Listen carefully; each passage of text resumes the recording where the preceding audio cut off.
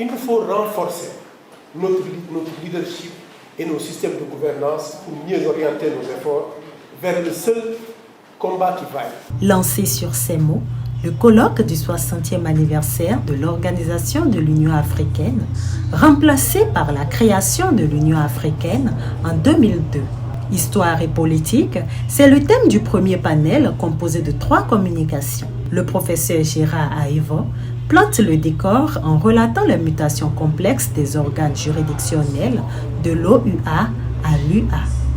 Nous avons 2 juridictions établies. La Cour africaine des droits de l'homme et des peuples, et nous avons la Commission africaine des droits de l'homme et des peuples. L'on constate, à commencer par la plus vieille, à savoir la Commission africaine des droits de l'homme et des peuples, que cette commission, qui n'avait pas forcément été prévue par l'acte constitutif, a été mise en place autour de 1997.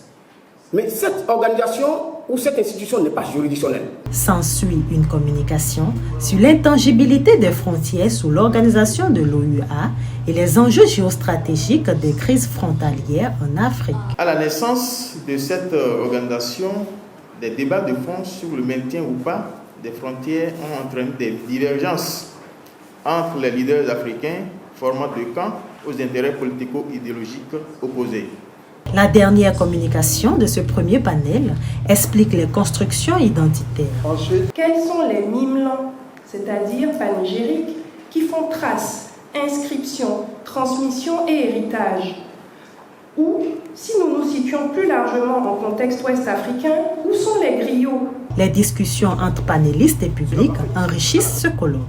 La première journée prend fin avec un deuxième panel de communication qui fait une approche comparée des constructions de l'Union africaine et de l'Union européenne. Faut-il le rappeler, ce colloque s'est tenu du 12 au 13 juin à l'Institut français de Cotonou.